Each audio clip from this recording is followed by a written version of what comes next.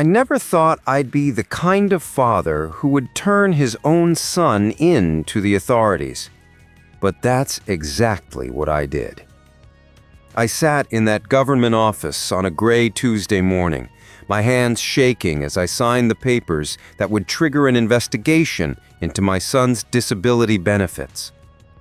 The woman behind the desk, her name tag said Patricia, looked at me with a mixture of sympathy and professional detachment. She'd probably seen this before.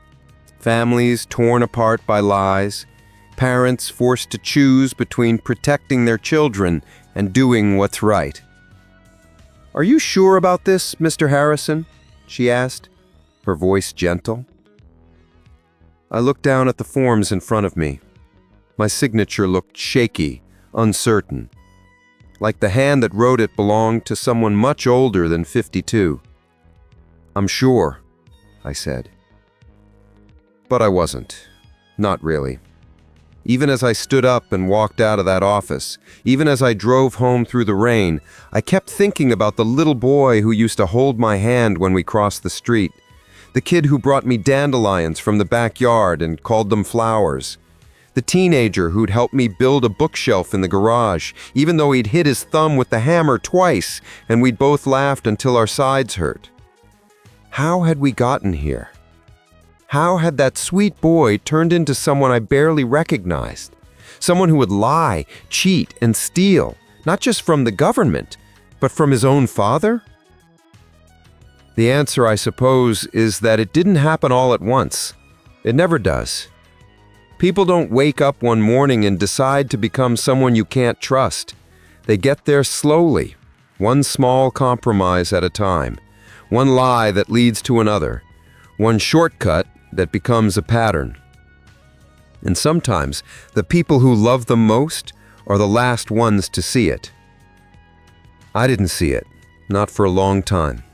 Not until it was almost too late. Not until my savings were gone, my reputation was damaged, and I was standing in that government office signing papers that would destroy what was left of my relationship with my only son.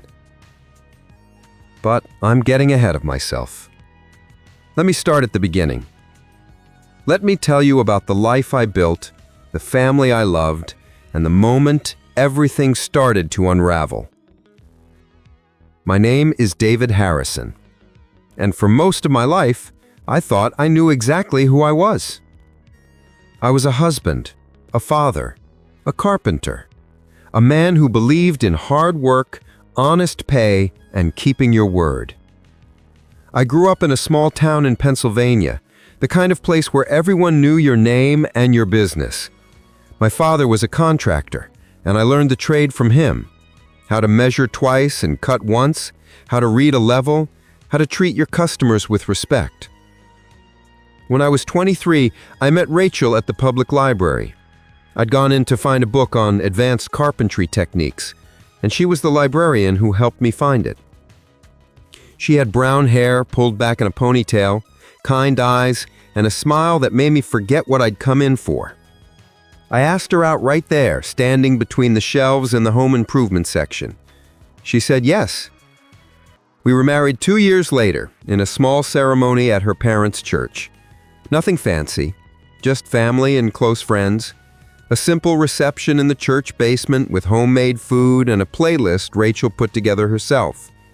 We danced to Wonderful Tonight by Eric Clapton, and I remember thinking that I was the luckiest man alive. We couldn't afford much back then. I was still building my reputation as a carpenter, taking whatever jobs I could get. Rachel worked at the library part-time. We lived in a tiny apartment above a hardware store, and our furniture was mostly second-hand. But we were happy. We had plans. We talked about buying a house someday, about having kids, about building a life together. And we did. We had each other. We had Emma. We had our little house on Maple Street with the oak trees out back.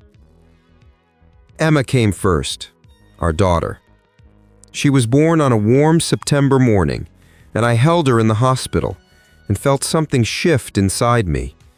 A new kind of love. a fierce, protective love that I'd never experienced before. Rachel and I took turns walking her around the house at night when she wouldn't sleep. We took hundreds of photos. We documented every milestone, her first smile, her first word, her first steps. She was 3 years old when Rachel told me she was pregnant again. "Another baby," she said, her eyes shining. "Emma's gonna have a little brother or sister." I was thrilled. Terrified, too. Money was still tight, and I wasn't sure how we'd manage 2 kids, but mostly thrilled. I wanted Emma to have a sibling. I wanted our family to grow. Marcus was born in April, a spring baby. He came into the world screaming, red-faced and angry, his tiny fists clenched. The nurses laughed and said he had a strong set of lungs. Rachel held him and cried happy tears. Emma, now almost 4, peered into the hospital bassinet and announced that he was very small and very loud. She wasn't wrong. Marcus was a difficult baby. He didn't sleep well. He cried constantly. Rachel and I took turns pacing the floor at 2 in the morning, 3 in the morning, 4 in the morning. We were exhausted. But we told ourselves it would get easier. All babies go through phases. And it did. It got easier, eventually. By the time Marcus was 2, he'd settled down. He was still more demanding than Emma had been, louder, more energetic, always needing attention. But we adjusted. That's what parents do. You adjust. Rachel went back to work part-time at the library when Marcus started preschool. She loved it there. Loved helping people find books, loved the quiet rhythm of the place, loved being around stories. She'd come home and tell me about the patrons, old Mr. Henderson, who only read westerns, young Sarah Chen, who was working through every classic novel alphabetically, the group of teenagers who'd claimed the corner table for their homework sessions. "It's not just a job," she told me once. "It's being part of the community, being useful." I understood that. My work was the same way. Building someone's deck, repairing their front steps, adding a room for a growing family. It meant something. It was tangible. It lasted. Over the years, we fell into a comfortable pattern. I'd wake up at 5:30, make coffee, check the work schedule for the day.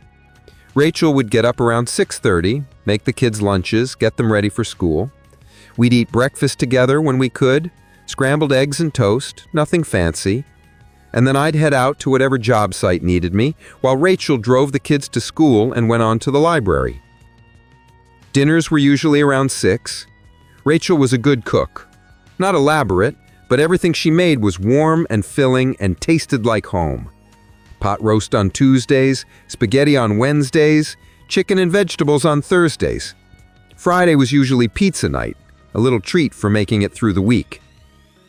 Emma was always the easier child. She was responsible, organized, a natural leader. She did well in school, made friends easily, joined the debate team and the environmental club. She talked about becoming a teacher or maybe a social worker, something that would help people. Marcus was different. Not bad, just different. He struggled more in school. Not because he wasn't smart, he was, but because he couldn't seem to focus. He'd start a project and lose interest halfway through. He'd forget assignments. He'd get distracted in class. His teachers said he was bright but unmotivated. We tried everything. Tutors, different study techniques, reward systems. Nothing seemed to stick. "He'll find his way," Rachel would say. "Some kids are just late bloomers." I wanted to believe her. But as Marcus got older, the pattern continued. He'd start something, guitar lessons, the soccer team, a part-time job at the grocery store, and then quit after a few weeks. He always had a reason. The teacher was mean. The coach played favorites. The manager didn't appreciate him. By the time he graduated high school, barely, he had no plans, no college applications, no career goals, no direction. "I just need some time to figure things out," he said. So he stayed home. He got a job at a local restaurant washing dishes. It didn't pay much, but it was something. Rachel and I told him he could live at home rent-free if he was saving money and making plans for his future. He agreed. But the months went by and Marcus didn't save money, he didn't make plans, he worked his shifts at the restaurant, then came home and played video games in his room until late at night. He slept until noon, he barely helped around the house. When Rachel asked him to do chores, take out the trash, mow the lawn, do his own laundry, he'd agree, then forget, then get defensive when she reminded him. "I'm working," he'd say. "I'm tired." Emma had moved out by then. She'd gone to State University, graduated with honors, and gotten a job teaching elementary school 2 hours away. She came home for holidays, and I could see the frustration in her eyes when she looked at her younger brother. "You're letting him coast," she told me once, when Marcus wasn't around. "He's 22 years old, Dad. He needs to grow up." "I know," I said. "We're working on it." But were we? Or were we just enabling him, making excuses, hoping that somehow, magically, he'd wake up one day and become responsible? I didn't know. Parenting doesn't come with a manual. You do your best, you make your choices, you hope they work out. Rachel and I talked about it sometimes, late at night after Marcus had gone to bed. Maybe we should give him a deadline. Tell him he has 6 months to save money and find his own place. Rachel hesitated. What if he's not ready? What if he ends up homeless or gets in with the wrong crowd? He's not going to be homeless, and he's a grown man, Rachel. We can't protect him forever. I know, she said quietly. I just worry. We all worry. That's what parents do. Marcus was 24 when he quit his job at the restaurant. He said the new manager was impossible to work with, that the hours were terrible, that he deserved better. He applied to a few other places, but never got called back. Or maybe he didn't apply as seriously as he claimed. It was hard to tell. He stayed home, unemployed for 3 months. Rachel and I covered his expenses, food, car insurance, phone bill. We told ourselves it was temporary, that he'd find something soon. Then he came to us with an idea. "I'm thinking about applying for disability," he said one evening at dinner. I looked up from my plate. "Disability? For what?" "My back," he said. "It's been hurting for a while, ever since that fall I had at the restaurant. Remember, when I slipped in the kitchen?" I did remember. He'd mentioned it once, said his back was sore, but he'd never seen a doctor, never taken time off work, never acted like it was serious. "Have you talked to a doctor about this?" Rachel asked. "Not yet, but I'm going to. I think I might have a herniated disc or something. It really hurts sometimes." I set down my fork. "Marcus, disability benefits are for people who genuinely can't work, people with serious medical conditions." "I know, Dad, and I'm saying my back is serious. I can barely stand for more than an hour without pain." I watched him. He didn't look like someone in pain. He just spent the last 4 hours sitting on the couch playing video games. He'd carried in groceries from the car yesterday without any problem. He helped me move a heavy table in the garage last week. When I came back inside and saw me in the kitchen, his posture changed, his shoulders hunched, his hand went to his lower back. Something cold settled in my stomach, but I pushed it away. Maybe the pain was intermittent. Maybe it came and went. I wasn't a doctor. I couldn't diagnose him based on watching him play with the dog for 5 minutes. The specialist appointment came. Marcus drove himself there, 45 minutes each way, and came home with a report. "He's ordering an MRI," Marcus announced. "He said there could be soft tissue damage that doesn't show up on regular x-rays." "Did he say he thought something was wrong?" I asked. "He said it's possible. That's why he's ordering more tests." The MRI was scheduled for 2 weeks later. While we waited, Marcus started researching disability benefits. He'd sit at the kitchen table with his laptop, reading articles about qualifying conditions and application processes. "Did you know you can get up to $1,500 a month?" he said one evening. "Maybe more, depending on your work history." Rachel looked up from the book she was reading. "That's good, honey, but let's wait and see what the MRI shows before we get ahead of ourselves." "I'm just preparing, Mom, being proactive." But it didn't feel proactive to me. It felt calculated, like he'd already decided on the outcome and was just going through the motions to make it official. The MRI results came back. I drove Marcus to the follow-up appointment because he said his back was hurting too much to drive. We sat in the small examination room, the walls covered with anatomical posters of the spine and skeletal system. The specialist came in, a thin man in his 50s with graying hair and tired eyes. He had Marcus's file in his hands. "So I've reviewed your MRI," he said, pulling up images on the computer screen. "And I'm not seeing any significant abnormalities. No herniated discs, no nerve compression, no structural damage." Marcus leaned forward. "But what about the pain? It's real. I'm not making it up." "I'm not saying you're making it up," the doctor said carefully. "Pain is subjective. But from a medical imaging standpoint, there's no objective evidence of injury or disease. Your spine looks healthy." "So what am I supposed to do?" "I'd recommend physical therapy. Sometimes back pain is caused by muscle weakness or poor posture. A good physical therapist can help with that. I can also prescribe some anti-inflammatory medication if the pain is interfering with your daily activities." Marcus took the prescriptions. In the car on the way home, he was quiet. "Well," I said, trying to sound positive, "at least it's nothing serious. Physical therapy should help." "He don't believe me," Marcus said. "I don't think that's true. He just didn't find anything on the imaging. That's actually good news, Marcus." "Easy for you to say. You're not the one in pain." I didn't respond. What could I say? I couldn't feel his pain. I couldn't prove it didn't exist. But I also couldn't shake the feeling that something wasn't right. Marcus went to physical therapy. Twice. Then he stopped going. "It's not helping. It's actually making it worse." "You've only been twice," Rachel pointed out. "A therapist said it would take several weeks to see improvement." "I know my body, Mom. It's not working."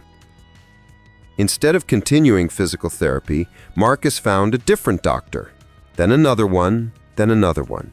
He was doctor shopping, looking for someone who would give him the diagnosis he wanted.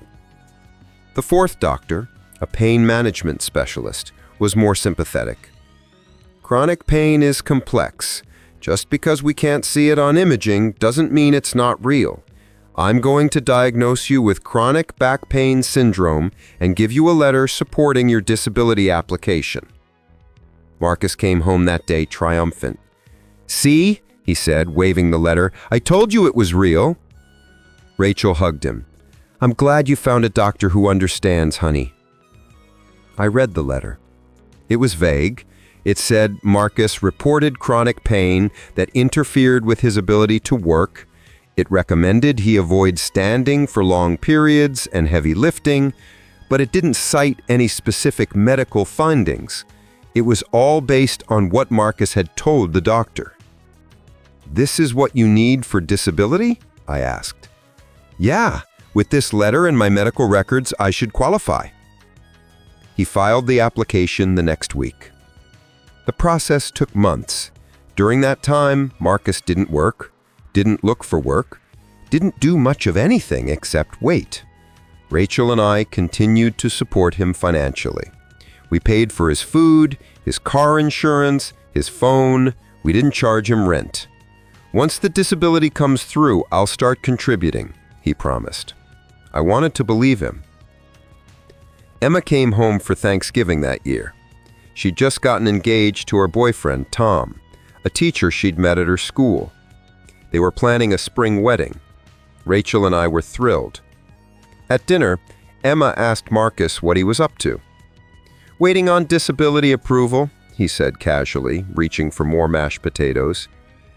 Emma's fork paused halfway to her mouth. "Disability? For what?" "My back. I hurt it at work, and now I have chronic pain." Emma looked at me, then at Rachel, then back at Marcus. How exactly did you hurt your back? I slipped in the kitchen at the restaurant. It's been a problem ever since. And the doctors found something wrong? Not on the imaging, but that doesn't mean anything. Chronic pain is complex. My pain management doctor wrote me a letter. Emma set down her fork. Marcus, are you seriously trying to get on disability when there's nothing actually wrong with you? There is something wrong with me. I'm in pain. Right. That's why you were playing basketball with Tom in the driveway for an hour this afternoon. Marcus's face flushed. That's different. Low-impact activity is actually good for back pain. Basketball is low impact? Emma, Rachel said quietly, let's not do this at Thanksgiving. But Emma wasn't finished. She turned to me. Dad, you see what's happening here, right? I did. Of course I did. But what was I supposed to do? Accuse my own son of lying? Refuse to support him? Kick him out of the house? Let's just see what the disability decision is, I said. If they approve it, then there must be something legitimate. Emma shook her head. That's not how it works, Dad. People game the system all the time, and it's people like Marcus who make it harder for people who actually need help. Marcus stood up from the table. You know what? I don't need this. I don't need my own sister calling me a liar. I didn't call you a liar. I'm just saying what we're all thinking. Emma, Rachel said more firmly, that's enough. Marcus left the table. We heard his bedroom door slam a moment later. The rest of Thanksgiving was tense. Emma apologized for causing a scene, but I could tell she wasn't sorry for what she'd said. Tom looked uncomfortable. Rachel was quiet. I carved the turkey and tried to pretend everything was fine. But it wasn't fine. That night, after Emma and Tom had gone to bed in the guest room, Rachel and I talked in our bedroom. Do you think Emma's right? Rachel asked, her voice barely above a whisper. I sat on the edge of the bed, my hands folded in my lap. I don't know. Maybe. But what are we supposed to do? He's our son. I know he's our son, but if he's lying about being disabled, that's fraud, David. That's illegal. We don't know that he's lying. Don't we? Rachel turned to face me. Be honest. When's the last time you saw him act like someone in chronic pain when he doesn't know we're watching? I thought about the tennis ball and Rusty, the basketball game with Tom, the way his posture changed when he knew I was looking. I don't know, I said again, because I didn't want to admit what I suspected. Rachel was quiet for a long moment. Then she said, if he gets approved, we can't say anything. We'd look like terrible parents, like we don't believe our own son. And if he doesn't get approved, then maybe he'll finally get a real job. But Marcus did get approved. The letter came in January. Rachel found it in the mailbox and brought it inside, her face unreadable. Marcus opened it at the kitchen table. His hands were shaking slightly as he unfolded the paper. Then he smiled, the biggest smile I'd seen on his face in years. I got it, he said. I'm approved. $1,300 a month. Rachel hugged him. Oh, honey, I'm so happy for you. I shook his hand. Congratulations, son. But inside, I felt sick. Marcus moved out 3 months later. He found a small apartment across town. Nothing fancy, but it was his own place. The disability payments covered his rent and basic expenses. Rachel and I helped him furnish it, gave him our old couch, bought him some dishes and towels, helped him set up utilities. See, he said, as we carried boxes up the stairs to his second-floor apartment, I told you I wasn't going to live off you guys forever. We're proud of you, Rachel said, slightly out of breath from the stairs. I didn't say anything. I couldn't, because watching my son celebrate his independence built on a foundation of lies, made me feel complicit, made me feel like I'd failed him somehow, failed to teach him integrity, failed to instill values that mattered. But he was happy, Rachel was happy, and I told myself that maybe I was wrong. Maybe the pain was real. Maybe the doctors had missed something. Maybe I was being too judgmental. Life went on. Marcus came over for dinner every Sunday. He seemed more relaxed, less defensive. He talked about his apartment, about the neighbors, about feeling like an adult, finally. Rachel and I went back to our routines. Work, dinners at 6, quiet evenings. We were saving money again. Emma's wedding was coming up, and we wanted to contribute. We'd also started talking seriously about that trip to Ireland, the trip we'd been planning for years. After the wedding, Rachel would say, after we get Emma settled, then it's our turn. I took on extra jobs. Rachel picked up additional hours at the library. Every month, I'd deposit money into our savings account. Every month, I'd watch that number grow. 5,000, 10,000, 15,000, 20,000. It felt good, like we were building towards something, like the second half of our lives could be just as full as the first. Then Marcus called. It was a Tuesday evening in March. Rachel and I had just finished dinner when my phone rang. "Hey, Dad," Marcus said. His voice sounded strange, tight. "Everything okay?" "Yeah, well, no. Kind of. I need to talk to you about something. Can I come over?" "Sure, we'll be here." He arrived 20 minutes later. He looked nervous. He sat at the kitchen table and wouldn't meet my eyes. "What's going on?" Rachel asked, setting a cup of tea in front of him. Marcus took a deep breath. "I need to borrow some money." My stomach dropped. "How much?" $5,000. I stared at him. "5,000? For what?"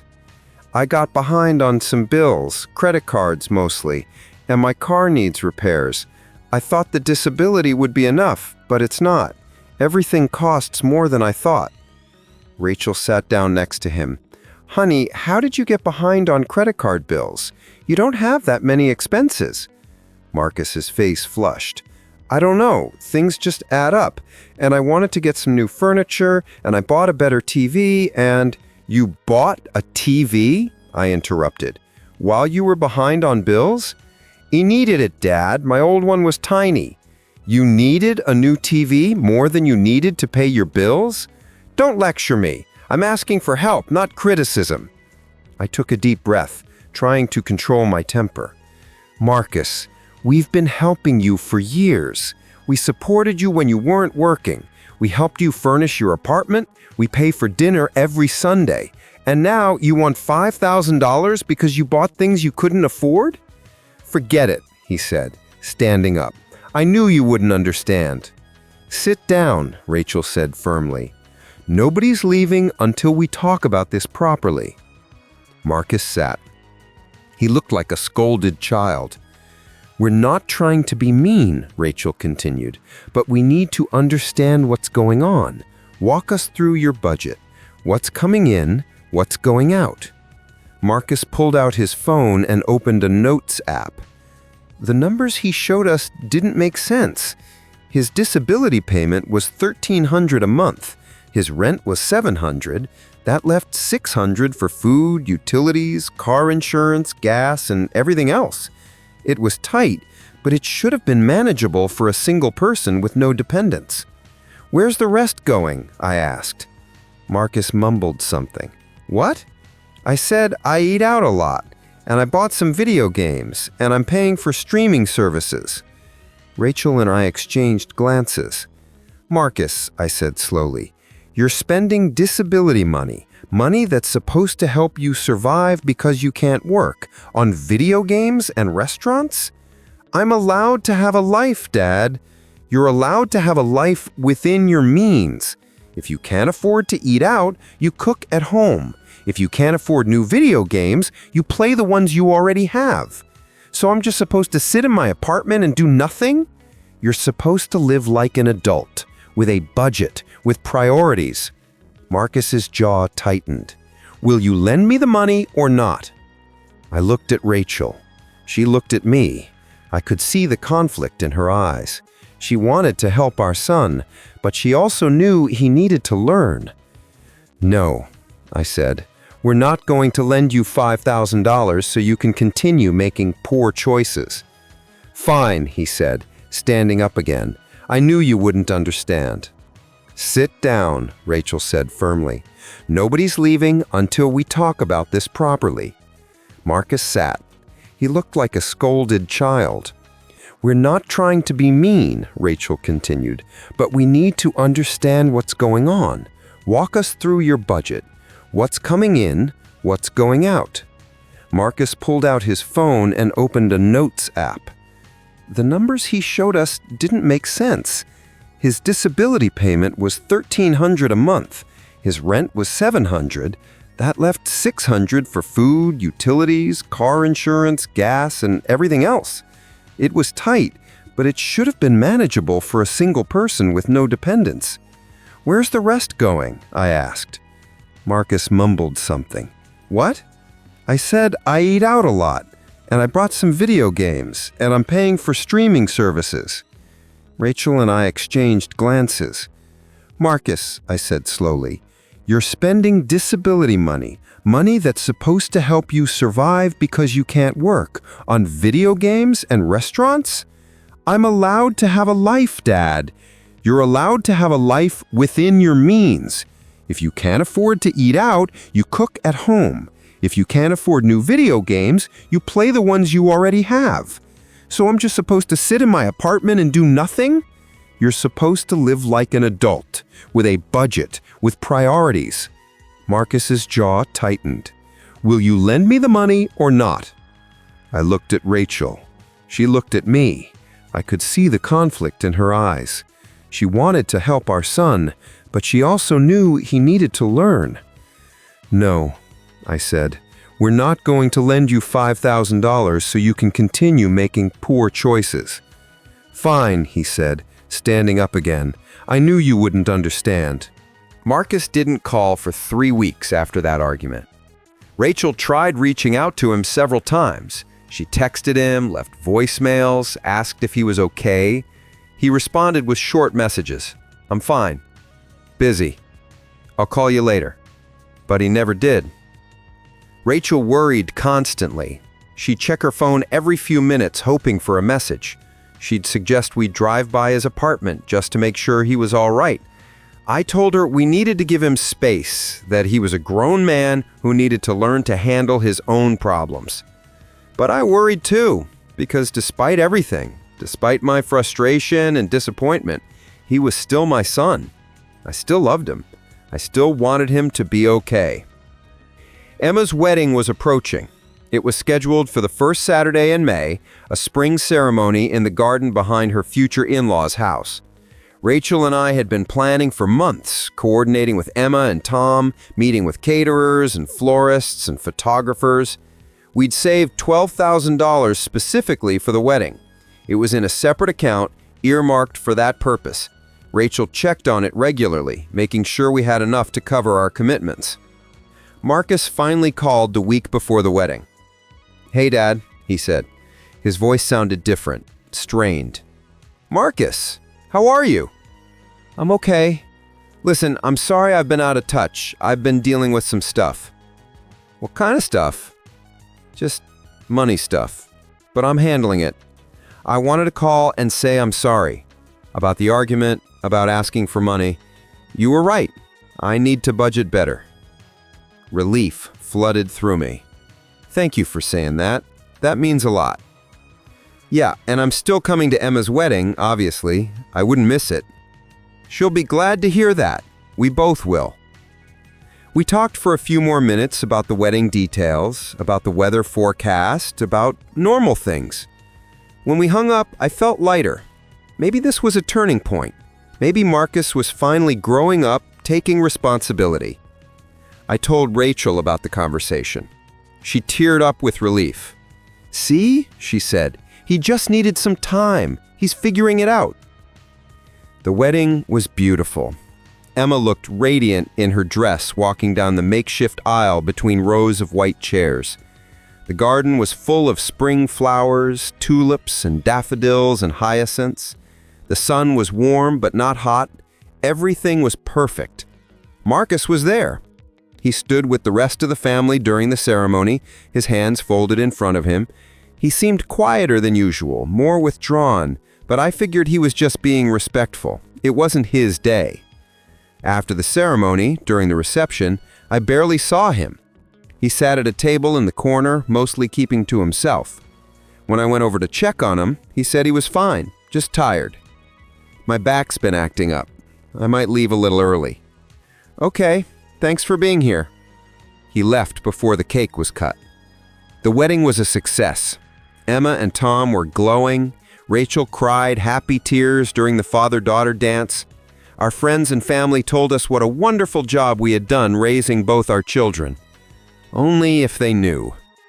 Rachel and I got home late that night, exhausted but content. We kicked off our dress shoes, changed into comfortable clothes, and collapsed on the couch. That was perfect, Rachel said, leaning her head on my shoulder. Everything we hoped for. Emma looked radiant. She did. They both did. Rachel was quiet for a moment and then said, "And Marcus came. That's something." "Yeah, that's something." We went to bed feeling good, feeling like maybe things were turning around, like maybe our family was going to be okay. 2 weeks later, I got a letter from our bank. It came on a Tuesday in a plain white envelope with the bank's logo in the corner. I opened it while standing at the kitchen counter, expecting it to be a routine statement or some promotional material. It wasn't. It was a notification that our savings account, the one where we had been depositing money for years, the one with our wedding contribution and our Ireland trip fund, had been accessed. Several large withdrawals had been made. My hands started shaking. I sat down at the kitchen table and read the letter again, more carefully this time. Over the course of 3 weeks, starting about a month ago, someone had made 5 withdrawals. $500, $800, $1,000, $1,500, and $2,000. Total, $5,800. Almost half of our savings. Gone! The letter said because the withdrawals had been made using valid account credentials, they weren't considered fraudulent. But the bank wanted to notify us of the unusual activity and ask if we wanted to review our account security. I couldn't breathe. Rachel was at work. I called her immediately. "David?" she answered. "What's wrong? You never called during the day." "Someone's been taking money from our savings account." Silence. Then, "What?" I read her the letter over the phone. I heard her sharp intake of breath. "How is that possible? We're the only ones with access to that account." And that's when it hit me. That's when the pieces fell into place. I know the account is in both our names, but we added Marcus as a beneficiary when he was 18. Remember? In case something happened to us, we wanted him and Emma to have access to our accounts.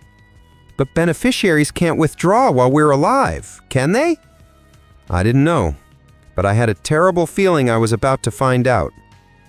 I told Rachel I'd call her back. Then I called the bank. The customer service representative I spoke to, a woman named Jennifer, pulled up our account. "Yes, Mr. Harrison, I see the withdrawals you're referring to. Who made them? Let me check the transaction details." There was a pause, the sound of typing. "It looks like these withdrawals were made at various ATMs using a debit card linked to this account." "We don't have a debit card for that account. It's a savings account." More typing. "I'm showing that a debit card was requested and issued about 6 weeks ago. It was mailed to your home address." "I never requested a card." "Let me pull up that request." Another pause. "The request was submitted online using the primary account holder login credentials. That would be either you or your wife." My stomach turned to ice. "Can you tell me the date it was requested?" It was March 5th. 3 days after we refused to lend Marcus the $5,000. "And the withdrawals?" I said, my voice shaking. Can you tell me where they were made?" Jennifer read off the locations. All of them were ATMs within a mile of Marcus's apartment. I thanked her and hung up. Then I sat there at the kitchen table, staring at nothing, trying to process what I'd just learned. My son had stolen from us. He'd accessed our savings account, somehow gotten our login information, requested a debit card, and spent the last month draining our money. Money we'd saved for years. Money for Emma's wedding. Money for our future. Money we'd earned through hard work and careful planning. And he'd done it after we'd refused to help him with his credit card debt? After we'd tried to teach him responsibility? The betrayal felt like a physical wound, like something had been cut out of my chest. I called Rachel back, told her what I'd learned. She was silent for so long I thought the call had dropped. "Rachel?" "I'm here." Her voice was barely a whisper. I can't believe he would do this. I need to talk to him right now." "David, wait. Don't go over there angry. Let's think about this." "Think about what? He stole from us. He committed fraud. I know, but he's our son. Let's both go, together, after I get off work. Please." I didn't want to wait. I wanted to drive to Marcus's apartment and confront him immediately. But Rachel was right. Going there angry, going there alone, that wouldn't help anything. "Okay," I said, "but we're going tonight." The rest of the day was torture. I couldn't focus on anything. I tried to work on a small repair job I had scheduled, but my hands were shaking too badly to hold the tools properly. I finally gave up and went home. I sat in the kitchen and tried to understand how this had happened, how we'd raised a child who would steal from his own parents. What had we done wrong? Where had we failed? Rachel got home at 5:30.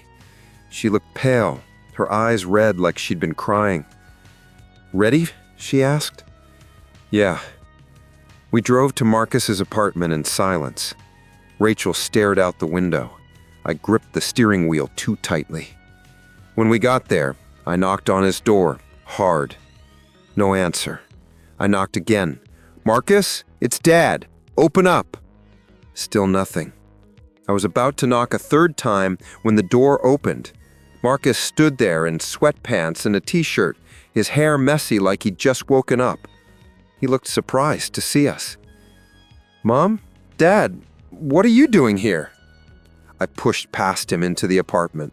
Rachel followed, closing the door behind her. "We need to talk," I said. Marcus looked nervous. "Okay, about what?" I pulled the bank letter from my pocket and held it up. "About this. About the $5,800 you stole from our savings account." His face went white, then red. Then he tried to compose himself, tried to look confused. I don't know what you're talking about." "Don't," I said, my voice hard. "Don't lie to me anymore. The bank has records, the ATM locations, the dates. All of them match up to you." Marcus was silent. His eyes darted around the room like he was looking for an escape route. "How did you get our account information?" Rachel asked quietly. He swallowed. "I saw it written down once, on a paper in your office, the account number and login. I took a picture of it with my phone." "When?" "A long time ago, like a year ago. I thought maybe I'd need it someday, in case of an emergency." "An emergency?" I repeated. "Is that what you call buying video games and eating at restaurants? An emergency?" "I needed the money, Dad. I was behind on everything. I told you that." "And we told you no, because you needed to learn to manage your money, so you decided to just take ours instead." "I was gonna pay it back," his voice rose, defensive now. "I was planning to pay it back once I got my next disability check, but then—" "But then what?" I shouted. "But then you realized you'd rather just keep stealing? Keep lying?" Rachel stepped between us. "Both of you, stop. Marcus, sit down. We need to have a calm conversation about this. There's nothing calm about this. He committed fraud. I know, but he's our son. Let's both go, together, after I get off work, please. I didn't want to wait. I wanted to drive to Marcus's apartment and confront him immediately. But Rachel was right. Going there angry, going there alone, that wouldn't help anything. Okay, I said, but we're going tonight. The rest of the day was torture. I couldn't focus on anything. I tried to work on a small repair job I had scheduled, but my hands were shaking too badly to hold the tools properly. I finally gave up and went home. I sat in the kitchen and tried to understand how this had happened, how we'd raised a child who would steal from his own parents. What had we done wrong? Where had we failed? Rachel got home at 5:30. She looked pale, her eyes red like she'd been crying. "Ready?" she asked. "Yeah." We drove to Marcus's apartment in silence. Rachel stared out the window. I gripped the steering wheel too tightly. When we got there, I knocked on his door, hard. No answer. I knocked again. "Marcus, it's Dad. Open up." Still nothing. I was about to knock a third time when the door opened. Marcus stood there in sweatpants and a t-shirt, his hair messy like he'd just woken up. He looked surprised to see us. "Mom? Dad, what are you doing here?" I pushed past him into the apartment. Rachel followed, closing the door behind her. "We need to talk," I said. Marcus looked nervous. "Okay, about what?" I pulled the bank letter from my pocket and held it up. "About this. About the $5,800 you stole from our savings account." His face went white, then red. Then he tried to compose himself, tried to look confused. I don't know what you're talking about." "Don't," I said, my voice hard. "Don't lie to me anymore. The bank has records, the ATM locations, the dates, all of them match up to you." Marcus was silent. His eyes darted around the room like he was looking for an escape route. "How did you get our account information?" Rachel asked quietly. He swallowed. "I saw it written down once, on a paper in your office, the account number and login. I took a picture of it with my phone." "When?" "A long time ago, like a year ago. I thought maybe I'd need it someday, in case of an emergency." "An emergency?" I repeated. "Is that what you call buying video games and eating at restaurants? An emergency?" "I needed the money, Dad. I was behind on everything. I told you that." "And we told you no, because you needed to learn to manage your money. So you decided to just take ours instead." "I was going to pay it back." His voice rose, defensive now. "I was planning to pay it back once I got my next disability check, but then—" "But then what?" I shouted. "But then you realized you'd rather just keep stealing? Keep lying?" Rachel stepped between us. "Both of you, stop. Marcus, sit down. We need to have a calm conversation about this." "There's nothing calm about this. He committed fraud. I know, but he's our son. Let's both go, together, after I get off work, please." I didn't want to wait. I wanted to drive to Marcus's apartment and confront him immediately. But Rachel was right. Going there angry, going there alone, that wouldn't help anything. "Okay," I said, "but we're going tonight." The rest of the day was torture. I couldn't focus on anything. I tried to work on a small repair job I had scheduled, but my hands were shaking too badly to hold the tools properly. I finally gave up and went home. I sat in the kitchen and tried to understand how this had happened, how we'd raised a child who would steal from his own parents. What had we done wrong? Where had we failed? Rachel got home at 5:30. She looked pale, her eyes red like she'd been crying. "Ready?" she asked. "Yeah." We drove to Marcus's apartment in silence. Rachel stared out the window. I gripped the steering wheel too tightly. When we got there, I knocked on his door, hard. No answer. I knocked again. "Marcus, it's Dad. Open up." Still nothing. I was about to knock a third time when the door opened. Marcus stood there in sweatpants and a t-shirt, his hair messy like he'd just woken up. He looked surprised to see us. "Mom? Dad, what are you doing here?" I pushed past him into the apartment. Rachel followed, closing the door behind her. "We need to talk," I said. Marcus looked nervous. "Okay, about what?" I pulled the bank letter from my pocket and held it up. "About this. About the $5,800 you stole from our savings account." His face. "What are you going to do?" Marcus asked. He looked scared now. "Are you going to report me?" Rachel and I looked at each other. We hadn't discussed this, hadn't decided. "I don't know," I said honestly. "I need time to think." "Please," Marcus said, and now there were tears in his eyes. "Please don't report me. I'll pay you back. I'll get a job. I'll do whatever you want. Just please." "We're leaving," I said to Rachel. "I can't be here right now." We walked to the door. Marcus followed us, still pleading. "Mom, Dad, please, I'm sorry. I'm so sorry." Rachel turned back to look at him. Her eyes were full of tears. "I don't know who you are anymore," she said. "I look at you and I don't recognize you." We left. In the car, Rachel broke down. She sobbed into her hands, her shoulders shaking. I sat there, numb, one hand on the steering wheel and one hand on her back, not knowing how to comfort her because I couldn't comfort myself. We sat in that parking lot for 20 minutes before I could pull myself together enough to drive home. That night, we barely slept.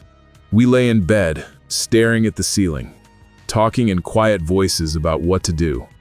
If we report him, he'll go to jail, or at least face criminal charges. That will ruin his life. He ruined his own life. We didn't do this. He did.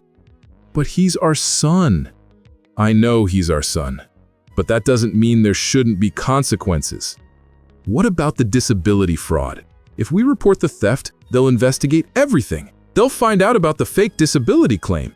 He could go to federal prison. The thought made me sick, but it also made me angry. Maybe he should. Maybe that's what he needs. Real consequences, because clearly nothing else has worked. Rachel was quiet for a long time. Then she said, "I can't be the one to send my child to prison. I can't, even if he deserves it." "So what do we do? Just let him get away with it? Pretend it never happened?" I don't know. We talked in circles for hours. Every option felt impossible. Every choice felt like a betrayal, either of our son or of our values.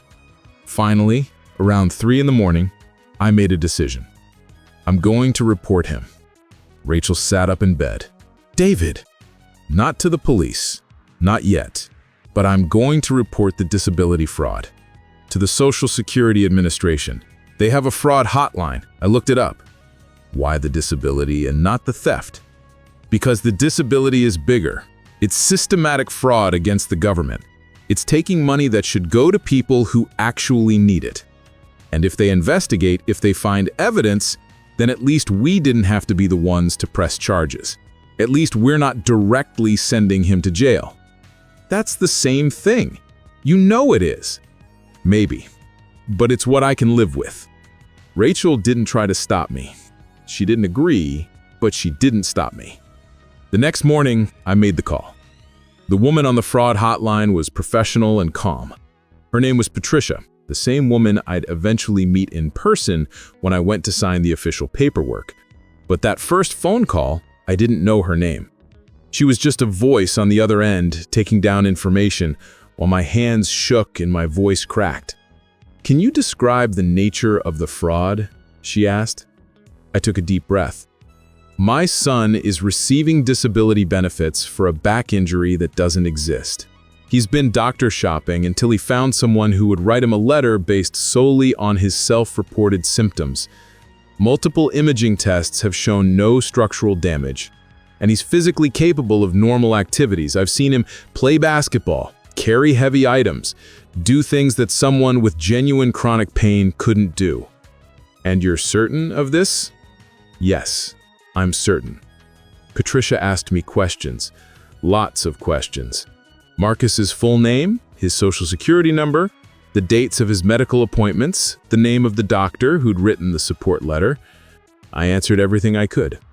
Some details I didn't know, but I told her where to look. We'll open an investigation, Patricia said. This will take time, potentially several months. During the investigation, we may need to contact you again for additional information. Are you willing to cooperate? Yes. I need to inform you that making a false report is a federal crime. Are you absolutely certain that the information you've provided is accurate? I'm certain. Okay, we'll be in touch. I hung up and sat at my desk in the small office we'd set up in the spare bedroom. The morning sun was coming through the window, bright and warm. Outside, I could hear birds singing. The world kept turning, like nothing had changed. But everything had changed. I just reported my own son for fraud. I'd set in motion a process that could result in him losing his disability benefits, facing criminal charges, possibly going to jail. I'd become the kind of father who turns in his own child. Rachel found me there, an hour later, still sitting in the same position. "Did you do it?" she asked quietly. "Yeah." She nodded. Didn't say anything else, just nodded and walked away. The next few weeks were terrible. Marcus called repeatedly, dozens of times a day. We didn't answer. He left voicemails, angry ones, pleading ones, confused ones. "Why won't you talk to me?" I said I was sorry. "You're my parents. You're supposed to forgive me. Please, just call me back." Rachel listened to every voicemail. She'd cry afterward, but she still wouldn't call him back. Emma found out what happened. We hadn't told her, but she had called Marcus for his birthday, and he'd broken down. Told her everything. She called us immediately. "Is it true? Did Marcus really steal from you?" "Yes," I said. "And is he really faking his disability?" "Yes." There was a long pause. Then Emma said, "I'm sorry, Dad. I'm so sorry. I know this must be killing you." "It is." What are you going to do? I already did it. I reported the disability fraud. Another pause. Longer this time. "Good," Emma said finally. "I know that sounds harsh. I know he's my brother. But what he did was wrong. People like him make it harder for people who actually need help. Someone with a real disability can't get benefits because the system is overwhelmed with fraud cases." I keep telling myself that, but it doesn't make it easier. "I know, Dad. I know." Emma asked if we needed anything. Money to replace what Marcus had stolen, help with anything. We told her no, we'd be okay. We didn't want her worrying about us when she'd just started her new life with Tom. The investigation moved slowly. I'd expected it to. Government processes always do. But the waiting was torture. Every day I wondered if today would be the day. If today would be the day Marcus got a letter. If today would be the day the investigator showed up at his door. I went to work, did my jobs, built decks, repaired porches, installed cabinets. The physical labor helped. It gave me something to focus on besides the constant guilt and doubt circling in my mind. Rachel threw herself into work too. She took on extra shifts at the library, stayed late cataloging books, volunteered for every project and committee. Anything to stay busy. We didn't talk about Marcus much. When we did, it was practical. Did he call today? Did you listen to the voicemail? Should we change our locks? We changed our bank passwords, added two-factor authentication, made sure Marcus couldn't access any of our accounts ever again. We also filed a police report about the theft, not to press charges, but to have an official record. The officer who took our statement, a young man who couldn't have been more than 30, looked uncomfortable. "You're sure you want to file this?" he asked. "Against your own son?" "I'm sure." "We can investigate, but I have to tell you, in cases like this, the DA often doesn't prosecute family members, especially if the money is eventually paid back." "I understand. I still want it on record." He filed the report, gave us a case number, said someone from the detective division might follow up. No one ever did. 3 months after I made the call to the fraud hotline, Marcus showed up at our house. It was a Saturday morning. Rachel and I were having coffee on the back porch, watching Rusty sniff around the yard. We heard the doorbell ring. "I'll get it," I said, setting down my mug.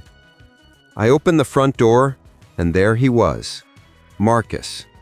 He looked terrible.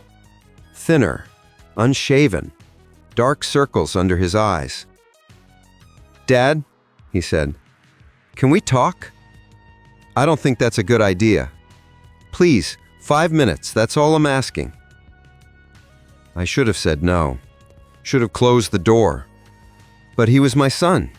Despite everything, he was still my son. 5 minutes, I said. I didn't invite him inside. We stood on the front porch, the door half open behind me in case I needed to retreat. "I got a letter," Marcus said, "from Social Security. They're investigating my disability claim.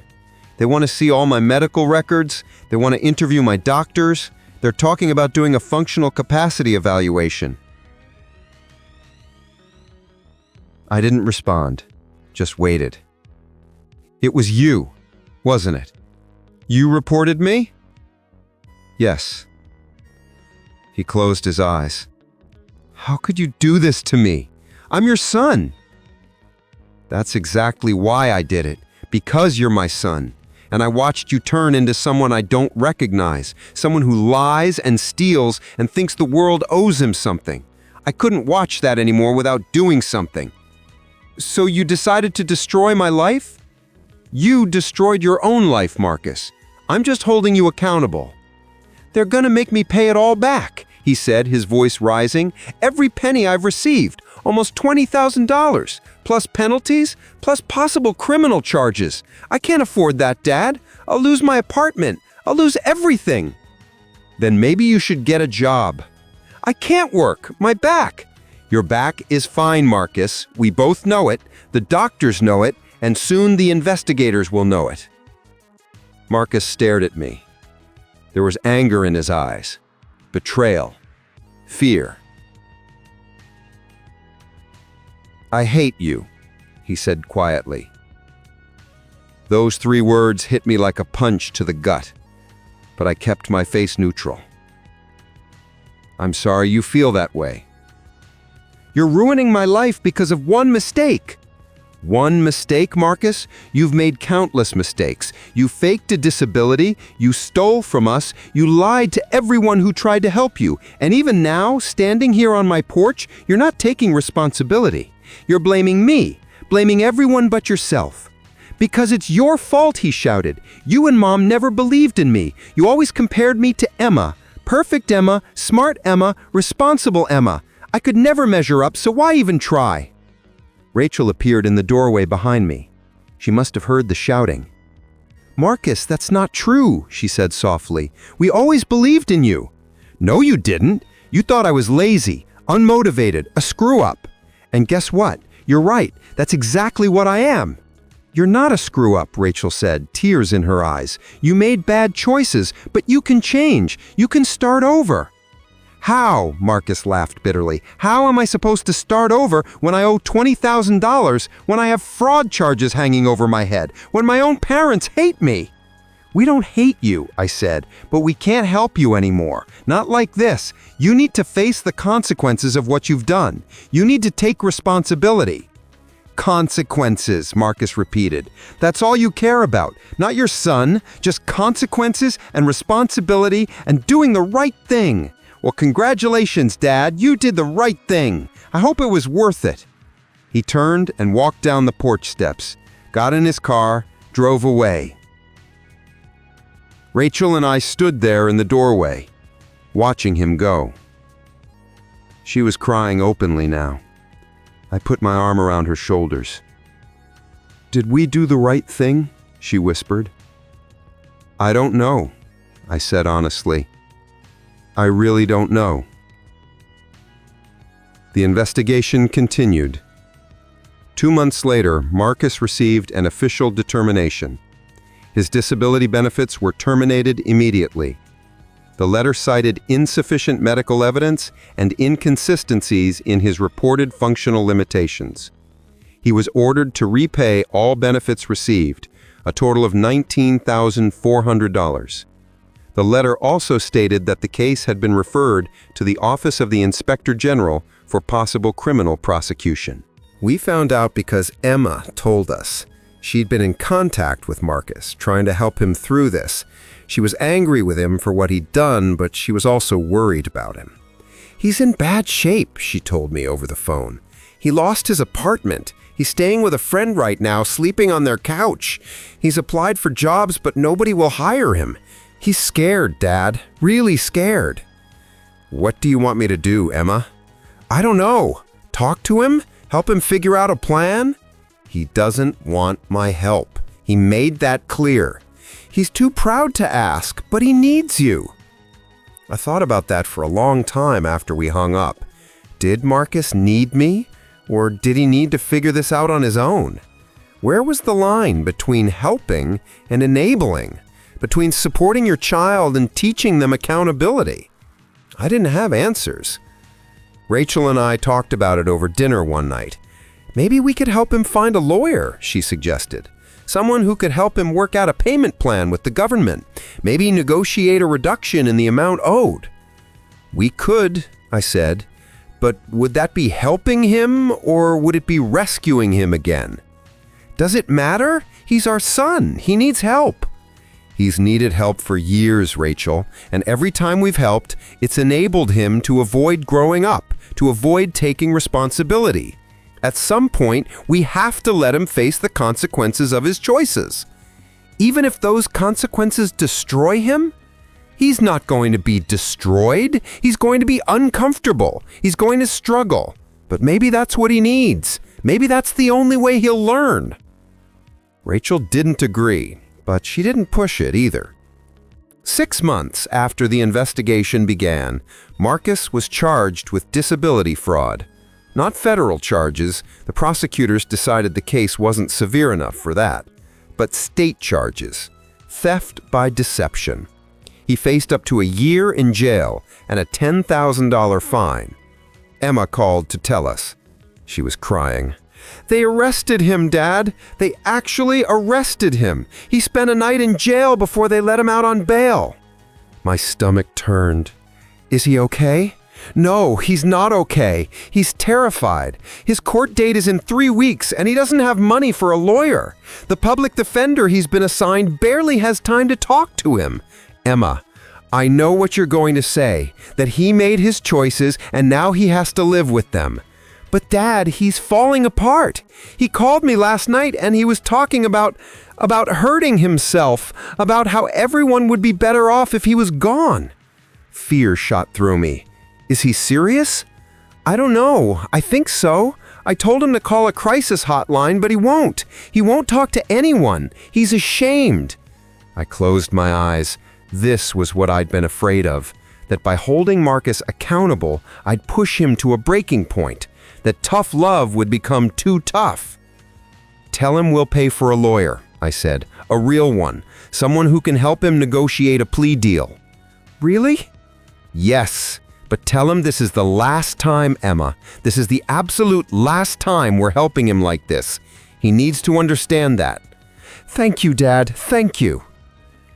We hired a lawyer, a criminal defense attorney named George Brennan, who specialized in white-collar cases.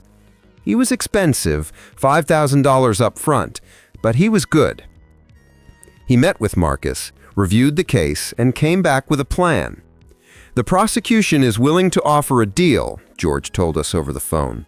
"If Marcus pleads guilty to 1 count of theft by deception, they'll recommend probation instead of jail time.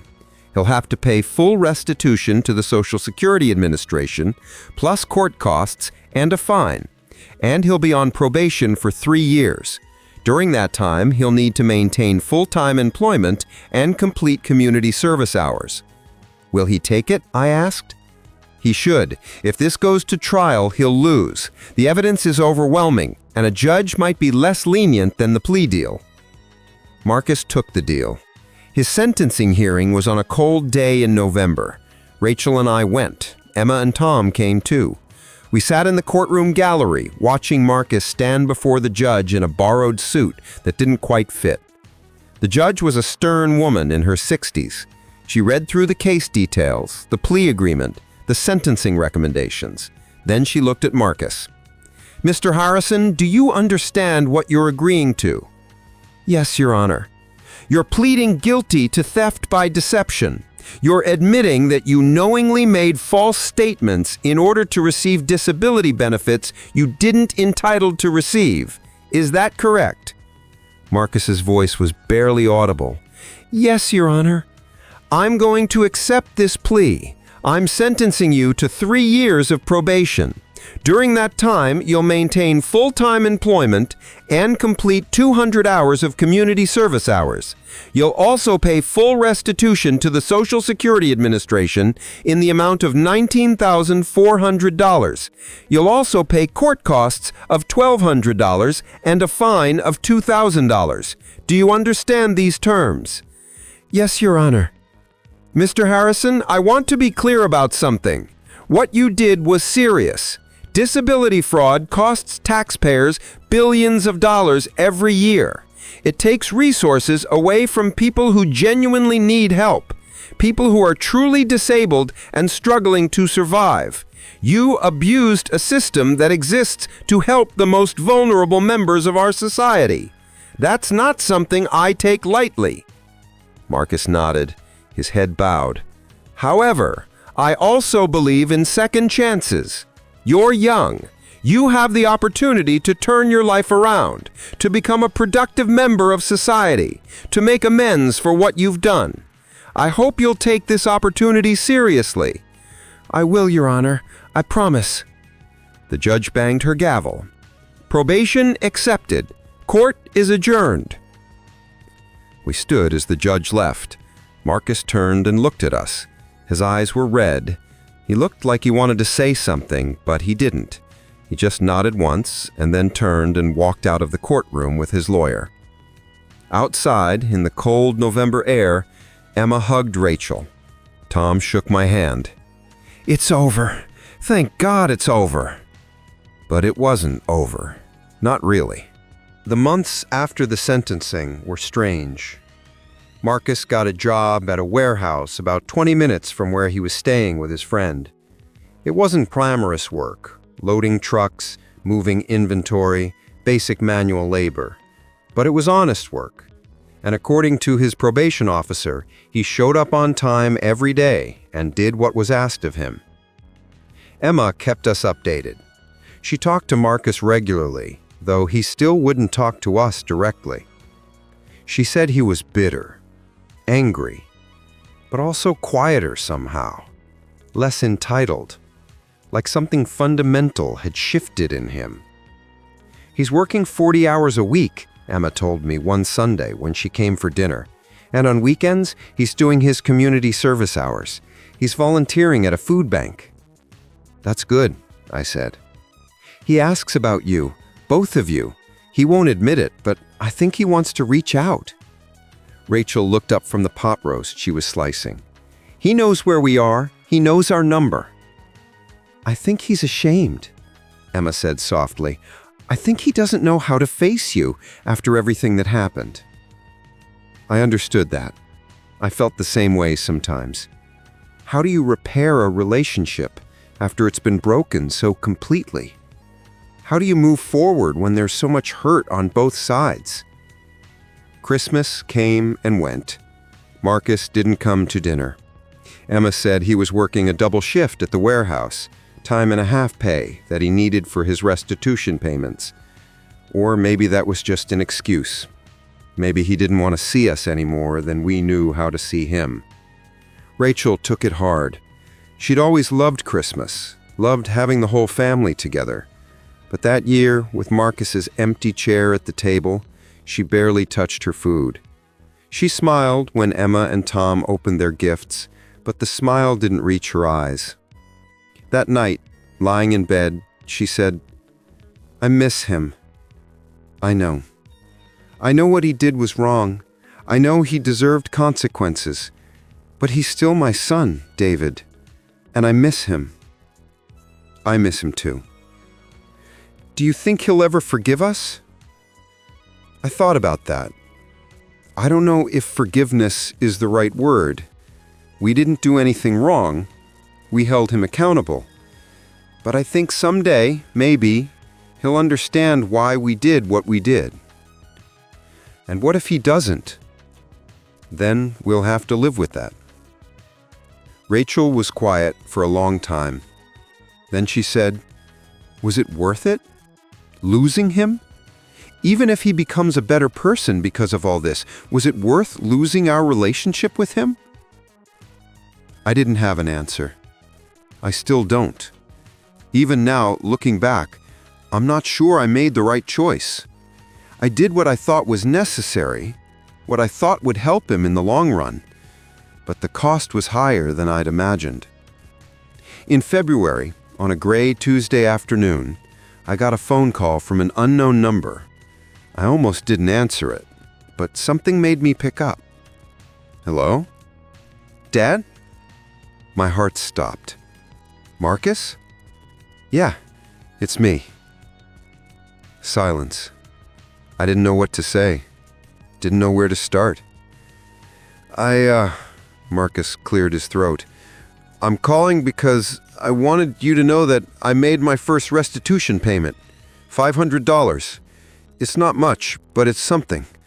And I'm going to keep making payments every month until it's paid off, even if it takes me 10 years. "That's good, son. I'm glad." More silence.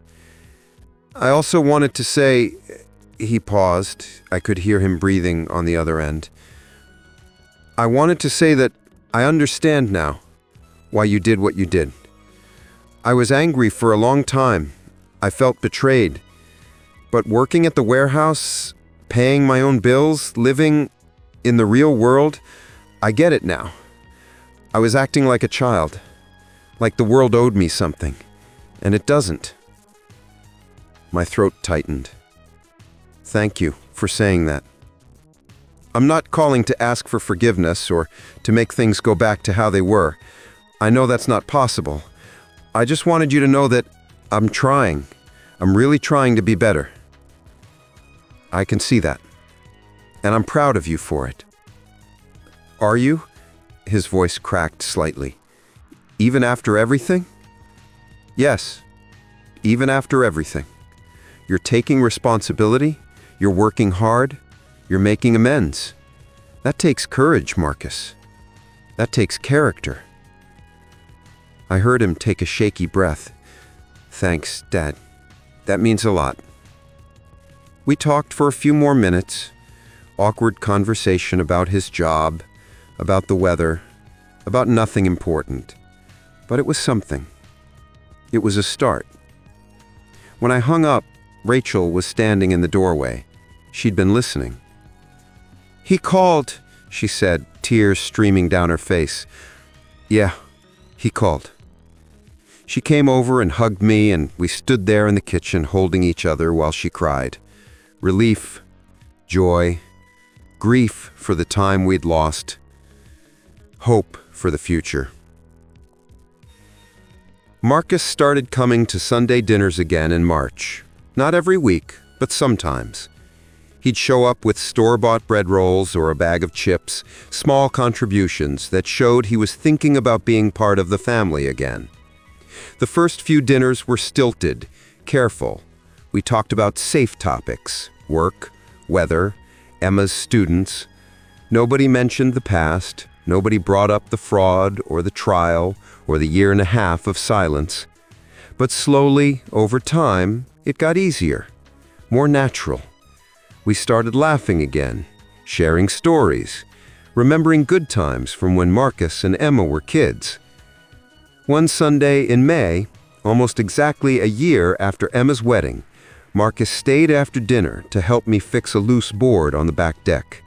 We worked side by side in comfortable silence, the evening sun warm on our shoulders. "You know," Marcus said as he held the board steady while I drilled in a screw, "the warehouse is offering me a supervisor position. It comes with a raise, better hours." "That's great, Marcus. Are you going to take it?" "Yeah, I think so. It means more responsibility, but I think I'm ready for that now."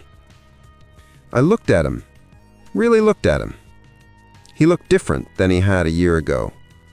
Older, more solid somehow, like he'd grown into himself. "I think you're ready too," I said. He smiled, a real smile. "Thanks, Dad." We finished the deck repair as the sun began to set. Rachel called us in for coffee and the leftover pie from dessert. We sat on the back porch, the three of us, watching the fireflies start to appear in the yard. "I've been thinking," Marcus said, setting down his coffee mug. "Once I get this supervisor position and start making more money, I want to start paying you guys back. For the lawyer, for everything you've spent on me over the years." "You don't have to do that," Rachel said.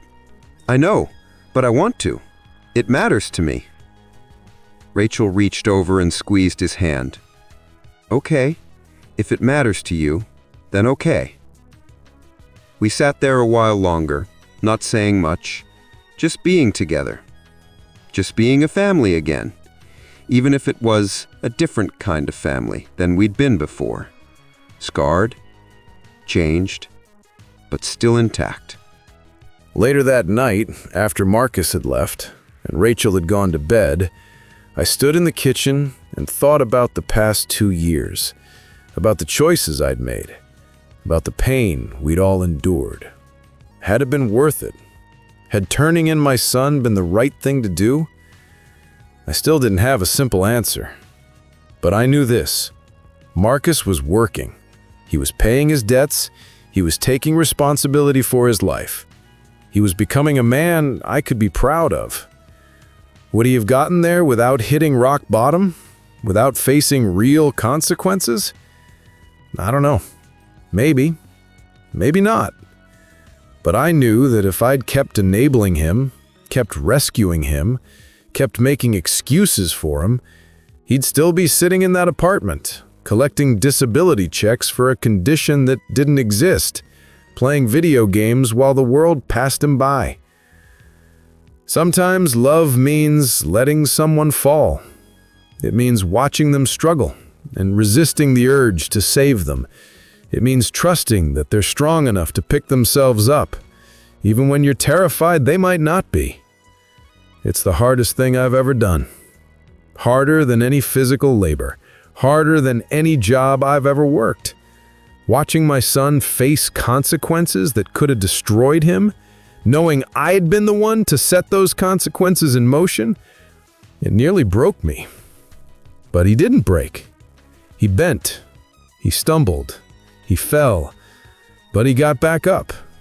And in getting back up, he found something he'd never had before. Genuine self-respect. The knowledge that he could work hard, pay his debts, face his mistakes, and survive. I can't give that to someone. No parent can. That's something you have to earn for yourself. A few months later, Rachel and I finally took that trip to Ireland. The trip we'd been planning for years. We'd rebuilt our savings, slowly, carefully, with new passwords and new security measures. We'd retired the dream of a big, fancy trip and settled for something modest. 10 days, a rental car, small bed and breakfasts instead of hotels. It was perfect. We drove through green hills and visited old castles and walked through villages where everyone seemed to know each other's names, just like Rachel's grandmother had described. We stood on the cliffs of Moher and felt the wind coming off the Atlantic. We drank tea in cafes and listened to traditional music in pubs. One evening, sitting in a small restaurant in a town whose name I can't remember, Rachel lifted her wine glass. "To us," she said, "to surviving." To surviving, I echoed. We clinked glasses and drank, and I thought about how true that was. We had survived. Our marriage had survived. Our family had survived. Not intact, not unchanged, but alive. When we got home, there was a letter waiting for us. From Marcus. Inside was a check for $500 and a short note. Mom and Dad, this is the first payment toward paying you back for the lawyer and everything else. I know it's going to take a while, but I'm committed to it. Thank you for not giving up on me, even when I gave up on myself. Love, Marcus. Rachel cried when she read it. Happy tears this time. I put the check on the refrigerator with a magnet, not to cash it, though we would eventually, but to remind us that sometimes the hardest decisions lead to the best outcomes. That sometimes you have to break something down before you can build it back up stronger. My name is David Harrison. I'm a carpenter, a husband, a father, and I'm the man who turned in his own son for fraud. I don't tell people that story. It's not something I'm proud of, but it's also not something I regret, because I did what I believed was right, even when it hurt, even when it cost me. And my son, the boy who used to bring me dandelions from the backyard, the teenager who helped me build that bookshelf, the young man who'd lost his way, he's finding his way back. That's all any parent can hope for, that their children find their way, that they become people of integrity and character, that they learn to take responsibility for their choices and face the consequences with courage. Marcus is learning that. It took hitting rock bottom. It took losing everything. It took facing criminal charges and public shame and the disappointment of everyone who loved him. But he's learning. And maybe that's the real lesson here. Not about disability, fraud, or tough love, or parenting, but about resilience, about the human capacity to change, to grow, to become better than we were. We all make mistakes, some bigger than others, some with lasting consequences, but mistakes don't have to define us. They can refine us if we let them, if we face them honestly and do the hard work of making amends. Marcus is doing that work, and I'm proud of him for it. As for me and Rachel, we're moving forward. We're rebuilding our savings again. We're planning another trip, maybe to Scotland this time. We're showing up for Sunday dinners and family holidays. We're learning to trust again, to hope again, to believe that our family can heal from this. Some nights I still lie awake wondering if I made the right choice, wondering if there was another way, a better way, a way that wouldn't have caused so much pain. But then I think about Marcus at that warehouse, working hard, earning an honest living. I think about him making his restitution payments every month. I think about him showing up for Sunday dinners with store-bought rolls and a willingness to help with whatever needs doing. And I think maybe it was worth it. Maybe this was the only way. Maybe sometimes love looks like accountability, like consequences, like refusing to enable someone, even when enabling them would be easier, even when it would keep the peace, even when you would have to avoid being the bad guy. I don't have all the answers. I'm not sure anyone does when it comes to raising children, to building families, to navigating the complicated web of love and responsibility and letting go. But I know this. I did what I believed was right. And my son is better for it, even if he couldn't see it at the time, even if I couldn't see it at the time. That's all any of us can do. Make the best decisions we can with the information we have. Stand by our values even when it's hard, and trust that the people we love are strong enough to face the truth and grow from it. And forgive ourselves when we get it wrong. Because we will get it wrong sometimes. All of us. Parents, children, everyone. We're all just doing the best we can. But if we're honest with each other and with ourselves, if we hold ourselves and each other accountable, if we believe in second chances and the possibility of change, then maybe, just maybe, we can build something real, something lasting, something worth fighting for. That's what I'm trying to do. That's what Marcus is trying to do. That's what our whole family is trying to do. And maybe, in the end, that's enough.